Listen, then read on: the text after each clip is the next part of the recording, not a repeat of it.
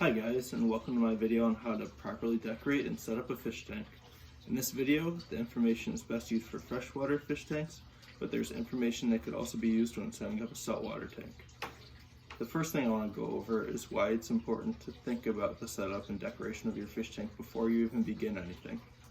First, your fish tank will appear much less rushed, which is obviously a good sign. Second, there is a higher probability that fish will acclimate better if more preparation is put into the setup and decoration of your tank. And third, the fish tank will most likely look much better if you plan beforehand, as things will definitely be in the place that they should be, as opposed to if you rush and you just throw things right into the fish tank as you're going along. There are a few things that you will need to set up and decorate a fish tank. The first and most obvious is a fish tank. The second thing that you will need when setting up your fish tank is something at the bottom of the tank to use as a base, such as rocks, pebbles, or sand. Third, we will have decorations that we will put into the tank that can help fish hide and become more comfortable in the fish tank. The fourth thing we will need is a filter, especially if the size of your tank is more than just a couple gallons, or if your fish are more complex than just goldfish or even betta fish. The next thing we'll need is a water heater to make sure that the tank stays at an optimal temperature for the fish. Next, and either most obvious or second most obvious, we'll need water for the tank. And the last thing we'll need is water conditioner or dechlorinator, which can help the fish become more safe with tap water, and anything that could be dangerous to the fish in the water could be killed. The first thing you're going to want to do after you get your fish tank is you're going to want to put your base layer in. I like to use pebbles for the bases of my tanks. An important thing to note is that you need to spread out your base layer evenly throughout your tank, and you need to cover the entire base of the tank.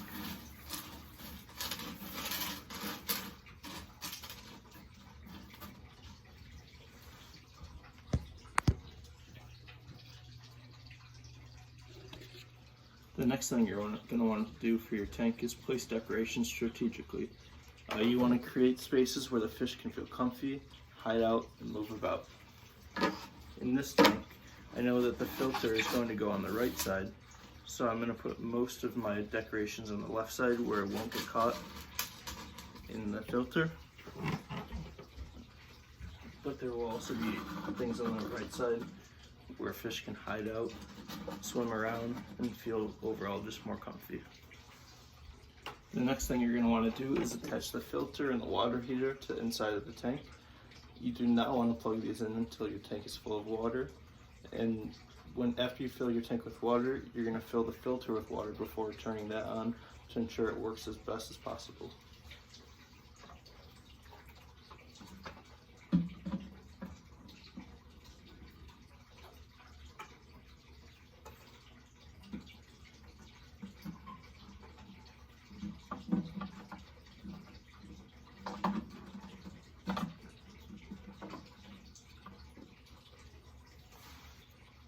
When you fill your tank with water, don't overfill the tank, but make sure the water level is high enough so the filter does not get burnt out.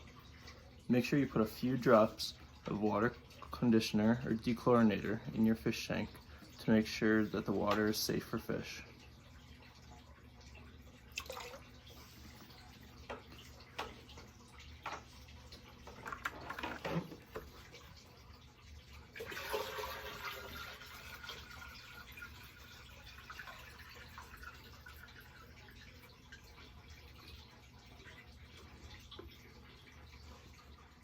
Before you turn your filter on, you want to pour a little bit of water into the back to make sure that it doesn't get burnt out right when you turn it on.